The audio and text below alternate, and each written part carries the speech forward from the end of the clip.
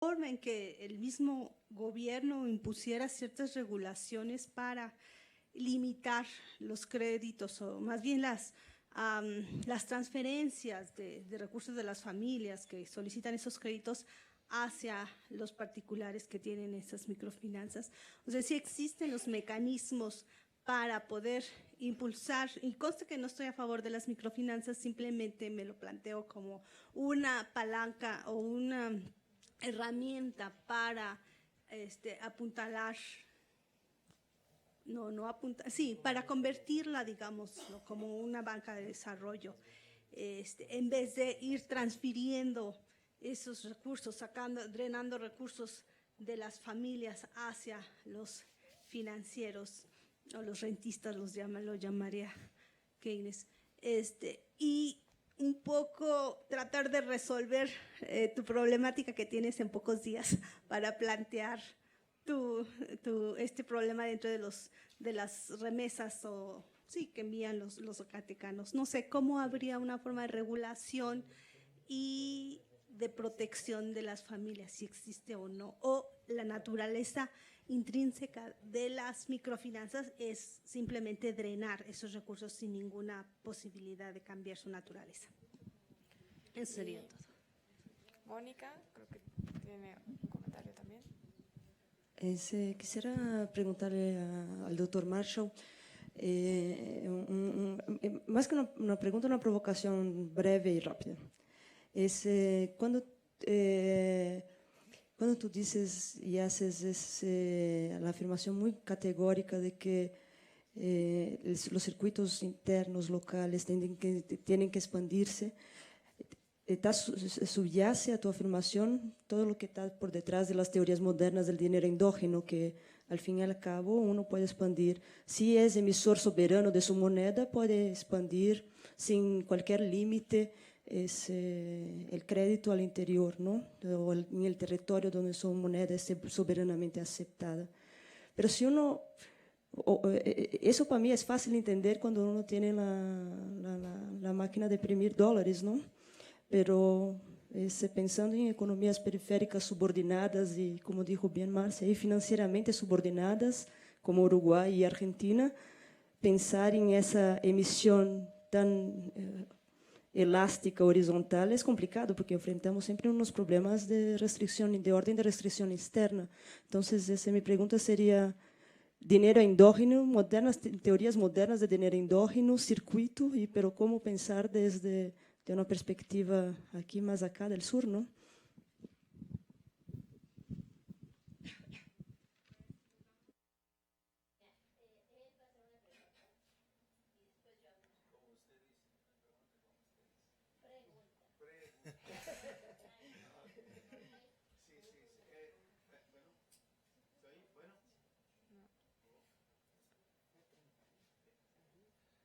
Bueno, ahí va.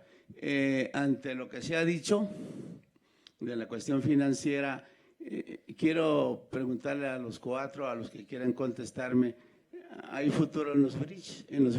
Entre ellos ahí está el yuan o renminbi, como se le quiera ver. ¿Hay futuro? Pues les damos la palabra en orden de… Bueno, sí, nada más bueno, yo felicito a la mesa, la verdad se han hecho grandes avances, pues, con todos los jóvenes que han estado a lo largo de este seminario y cada una ha sido muy brillante dentro de su género, pero sí hay algo que yo creo que deberíamos de tratar de buscar más. Ayer en la discusión cerrada, y hoy va a haber otra discusión cerrada únicamente para los miembros del seminario y los doctorantes, es este elemento que pone en la mesa del debate la doctora Solorza en relación a esta financiarización subordinada. Me parece que es muy importante porque además cruza también las microfinanzas.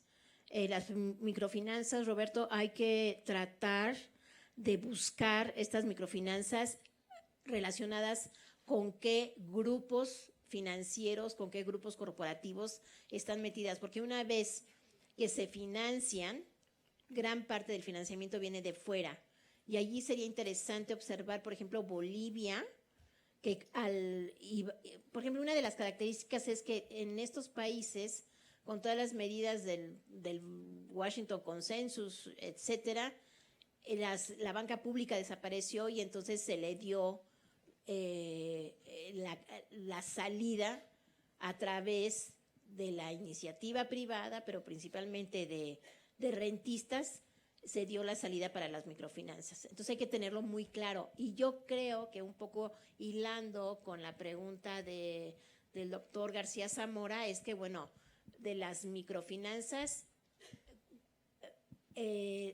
quienes, no todas, tienen tasas de rentabilidad tan altas. Entonces, una propuesta para hacer un banco de migrantes, pues esto sería muy interesante ir conformando esa idea, porque además muchas veces hay mucha corrupción, sobre todo cuando se manda ese dinero a otras redes o a otros grupos o a otros clubs, etcétera. Entonces, irle dando una institucionalidad más formal, más regulada, creo que sería una excelente salida para proyectos comunitarios, y donde también tendría que estar pues algo del Estado. O sea, pero bueno, eso es un proyecto que se puede ir caminando, ¿no? Y por el otro lado, yo creo que las inversiones o la participación china en Uruguay y en Argentina, yo creo que es muy importante, pues, dado que tú has estado trabajando ese tema por más de 15 años, yo creo que también hacer el mapa, como lo hizo Mónica el día de ayer, me parece que es muy importante, y centrarse principalmente en lo que puso el doctor Denis el día de ayer, que es el corporativo financiero o las grandes empresas, o si quieres capital financiero, Hilferdin, o Money Manager Capital Minsky, ¿no? Pero yo creo que eso es muy importante incluirlo. Y también para Centroamérica, como que son los chiquitos, pero también lo interesante de ver es que, bueno, toda esa, no entiendo hasta ahora por qué no tienen una moneda común, ¿no? Cruzas la frontera y entonces pierdes muchísimo en el cambio del tipo de cambio, y después cruzas a la otra, y entonces, o sea, ¿quién está ganando allí cuando debería de haber pues facilitar más el intercambio, y después ver también todas las... Bueno, China está... Ya no sé, porque a veces es unas cosas en la prensa que también ya no sé hasta qué punto creerlas. Pues se supone que están haciendo un tremendo canal ahí en Nicaragua. ¿Se paró, no se paró? Digo, eso me parece que es una noticia muy importante para poder darle entrada al trabajo de Centroamérica, ¿no? Y bueno, por mí sería todo, y muchas felicidades. Y bueno, pues ya sería la palabra para ellos. Pues en orden de aparición, la doctora Marcia, el doctor Wesley, Aderac y Roberto, y que sean breves porque ya vamos retrasados. Muchas gracias, y gracias por los comentarios y por las preguntas. Voy a dar respuesta básicamente a la doctora Correa y el comentario de la doctora Alicia Girón en torno al concepto de financiarización subordinada. Se oye un poco fuerte porque a ninguno nos gusta sentirnos subordinados, pero desafortunadamente creo que sí. Ya nos acostumbramos a la teoría de la dependencia en su momento, al estructuralismo, lo cual quiere decir que sí. Bueno, de antemano, hablar de financiarización subordinada se habla de jerarquización, obviamente, ¿no? Y quiere decir que en la jerarquía a nivel mundial de las relaciones y las interacciones comerciales y financieras, obviamente los países desarrollados tienen un lugar prioritario que los países no desarrollados, ¿no? O llamémosle de acuerdo al Fondo Monetario Internacional emergentes, o llamémosles otros en vías de desarrollo, que cada uno por ahí tiene un trabajo del doctor Héctor Guillén excelente sobre conocer cada uno de los conceptos que no son tan simples y tienen una razón y tienen todo un contexto. Y bueno, en este sentido, yo retomé el concepto a grosso modo de Costas Lapavitsas y obviamente lo adapté a la subregión del Pacífico latinoamericano. Lo adapté porque él está hablando de una financiarización subordinada en términos globales, en términos de todas las economías emergentes. Y obviamente también vamos a ver que las economías emergentes también hay jerarquías al interior de las economías emergentes. Obviamente en lo que he avanzado de mi trabajo para el artículo, he recogido todos los conceptos, no todos, pero sí la mayoría de los conceptos post-keynesianos de financiarización, pero me he dado cuenta que tanto los conceptos de Kregel como de Stockhammer, como del mismo Epstein, incluso algunos post-keynesianos más marxistas como Dumaine y Levy y demás, incluso marxistas como Harry Magdoff, se adaptan menos a lo que son las condiciones económico-financieras de los países en desarrollo, como es el caso de los que yo les llamo los PAL, o sea, los del Pacífico de América Latina, se adaptan un poco menos, ¿no? Pero en este concepto, que es lo que podemos ver, lo que yo trato de rescatar es de ver que aunque formalmente muchos países ya salieron del consenso de Washington, de todas maneras, y solamente México y Colombia siguen inscritos oficialmente en el consenso de Washington, de todas maneras se circunscriben en los conceptos e imposiciones del Fondo Monetario Internacional y el Banco Mundial de seguir los dictados de política monetaria que ellos establecen, y que obviamente estos países, a través del proceso de financiarización, no solamente consiste en la predominancia del sector financiero sobre el sector productivo, sino significa una expoliación de países por países y una expoliación de empresas a empresas y expoliaciones de empresas y países a individuos, ¿no?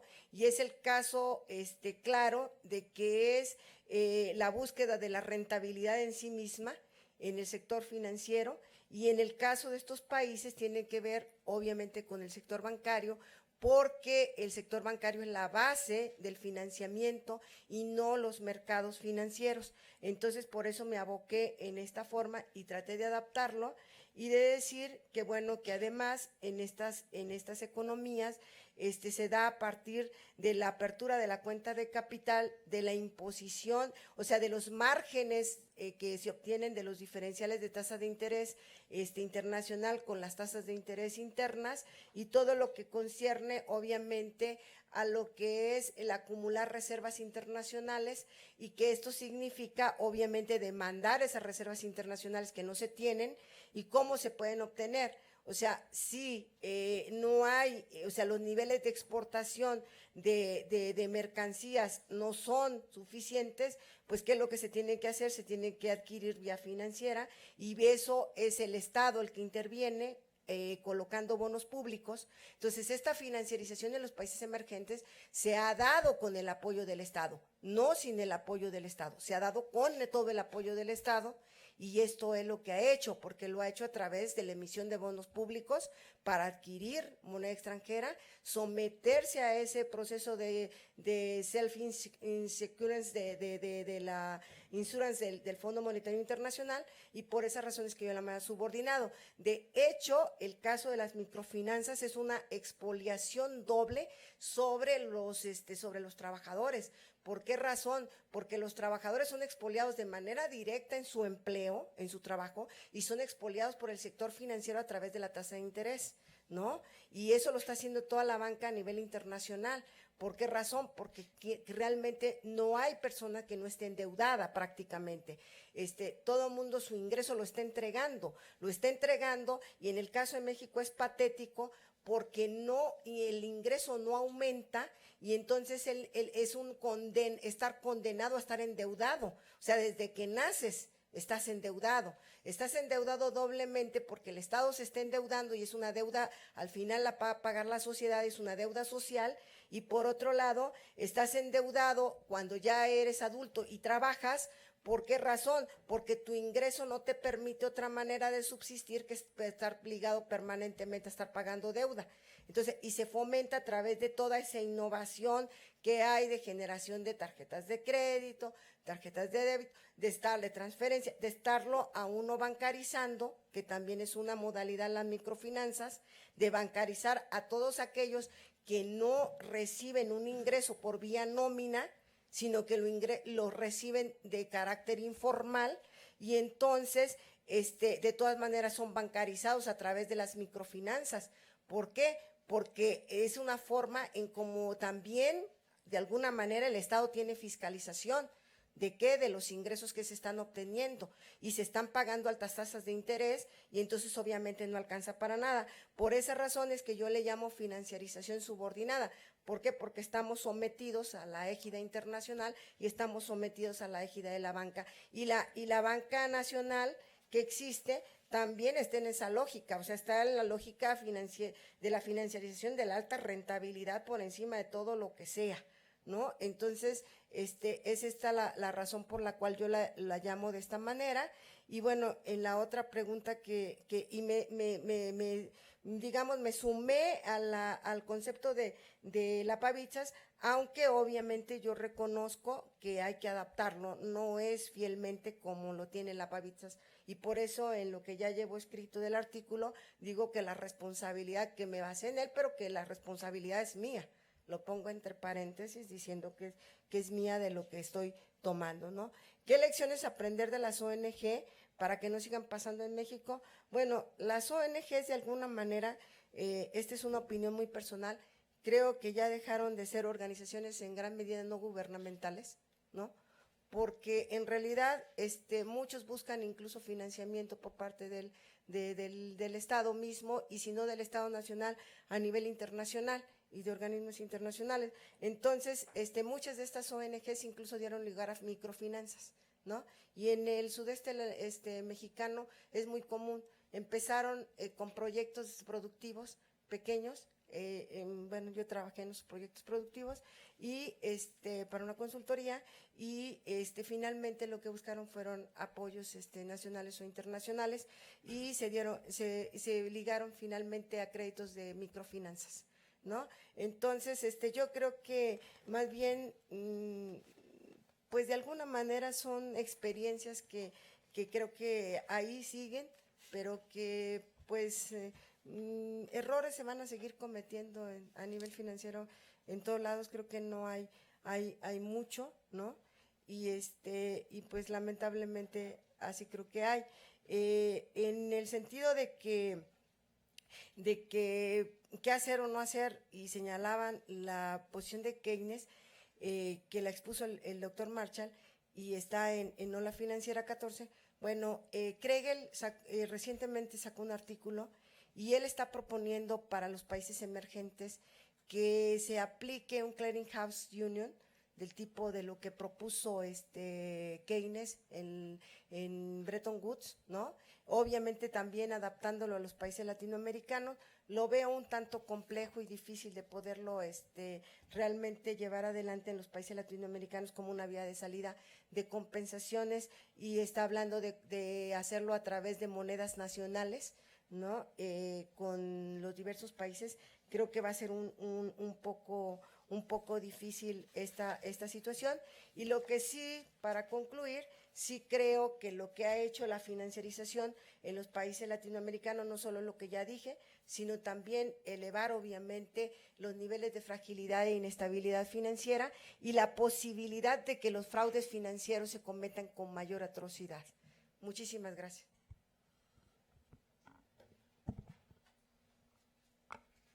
Bueno, muchas gracias por las preguntas. Voy a intentar contestar rápido y voy a agrupar las respuestas en dos partes. Nada más antes de olvidar que siempre hay que promover Ola Financiera. Hay un excelente artículo de microfinanzas de Milford Bateman. Realmente brutal el artículo, se los recomiendo a todos. Primero voy a intentar responder a la pregunta de la presencia del circuito del yuan. Pregunta difícil. Me balconearon. Por eso lo quise poner como un poco conceptual, porque si buscamos cifras es muy difícil. La presencia, yo creo que podemos en ese nivel conceptual ver a través de unos mercados, unas empresas por la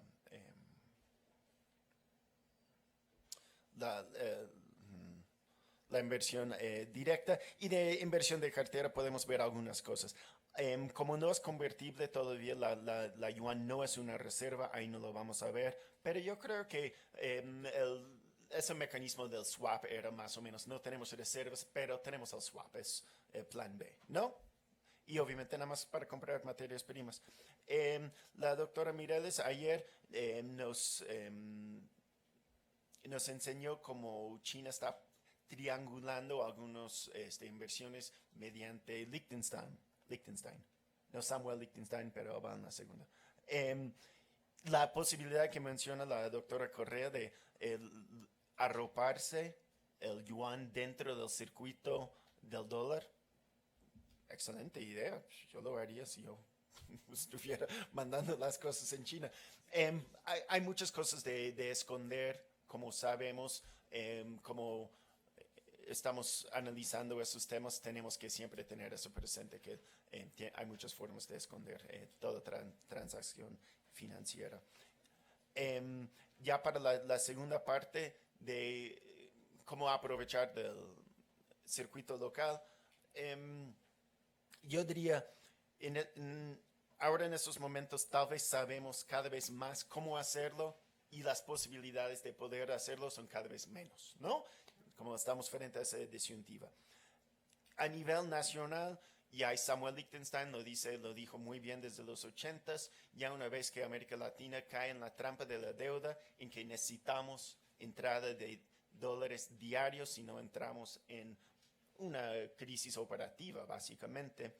Tenemos el binomio fuga de capital por un lado y endeudamiento por el otro. Entonces, si vamos a romper este esquema, nada más necesitamos no pagar las deudas gubernamentales que ya fueron pagados muchas veces, eliminar la fuga de capital tanto por la empresa transnacional como por los individuos.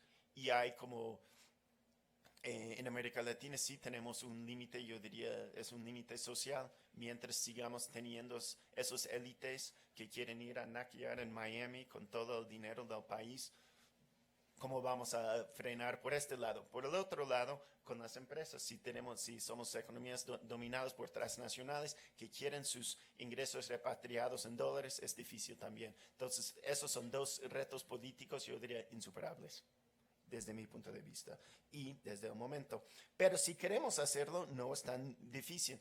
La pregunta de quién está empujando para hacerlo, Ecuador, el plan de Ecuador para un Banco del Sur, para que todos los países puedan aprovechar de sus capacidades crediticios nacionales, pero también de forma complementaria tener una integración regional basada en la cooperación regional, y obviamente eso sería un gran reto a Wall Street.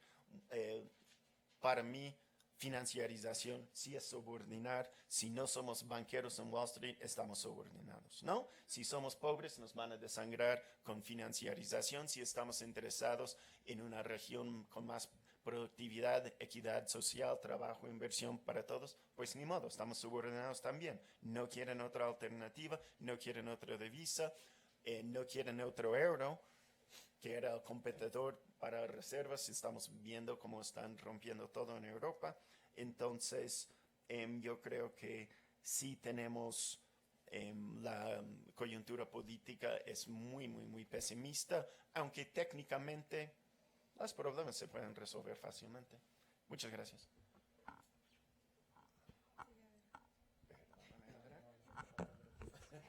Bueno, rápidamente, en cuanto a la pregunta del Banco Azteca, bueno, primero,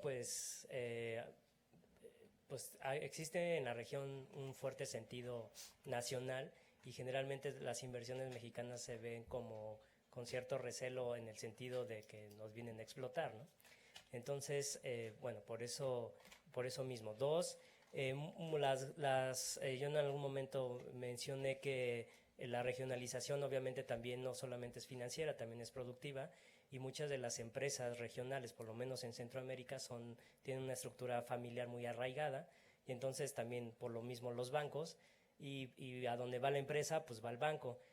Obviamente Banco Azteca no fondea a estas grandes empresas, entonces obviamente en esa región, pues bueno, no contribuye en ese sentido, bueno, tiene ese reto. Inclusive Citibank fue absorbido también por Bancolombia en Nicaragua, si no mal recuerdo. Entonces, bueno, no solamente es Banco Azteca. Y bueno, Banco Azteca en el sentido, más bien no abona la regionalización, sino más bien a la extranjerización, aunque su participación también, bueno, su tamaño en la región es muy marginal, ¿no? Si se compara con Banco Industrial de Guatemala, ¿no? Que es el banco más grande. En cuanto a la pregunta de la doctora Correa, bueno, creo que me parece interesante y bueno, ¿quién domina el circuito? Pues bueno, si lo vemos en cuanto al grado de regionalización o extranjerización, pues bueno, en Centroamérica, pues creo que la banca nicaragüense y de Costa Rica principalmente son los bancos más grandes, y obviamente si vemos también las empresas son las más grandes, entonces yo creo que ellos son los que dominan, y en el sudeste de Asia, pues bueno, serán Tailandia y Singapur, y bueno, y yo creo que ahí, por ejemplo, China tiene más posibilidades o ventaja de irse posicionando, ¿no? En esa región. Y en cuanto a la pregunta de la doctora Girón, pues bueno, en cuanto a la moneda común, pues bueno, al final de cuentas siempre hay un aspecto más político que económico que tiene que ver con el sentido nacional, con esa cuestión de nacionalidad, y la moneda lo que nos da esa identidad nacional, como sea, ¿no? Entonces yo creo que eso ha influido mucho en ese sentido de que no son economías muy pequeñas, países muy pequeños, pero bueno, el proyecto de una moneda común, pues bueno, yo creo que al final pesa ese aspecto.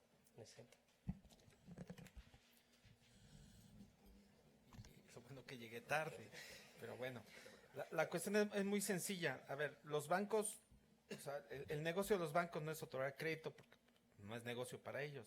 Ellos obtienen sus ganancias no por comisiones, sino porque invierten en instrumentos financieros derivados. Entonces, si los bancos se meten a las microfinanzas, bueno, observan que los pobres también se les puede cobrar, son negocio, pero no es su principal objetivo. Entonces lo dejaron a las microfinanzas, a las instituciones microfinancieras. Hay que ver quién las fondea, pero en parte las fondean los organismos financieros, Banco Mundial. En el caso mexicano están reguladas pues, bajo el esquema de la Comisión Nacional Bancaria de Valores. Y si así como regulan a los bancos, también regulan a las microfinancieras, bueno, es una locura. Bajo la política económica actual, pues las microfinanzas no van a funcionar en ningún sentido.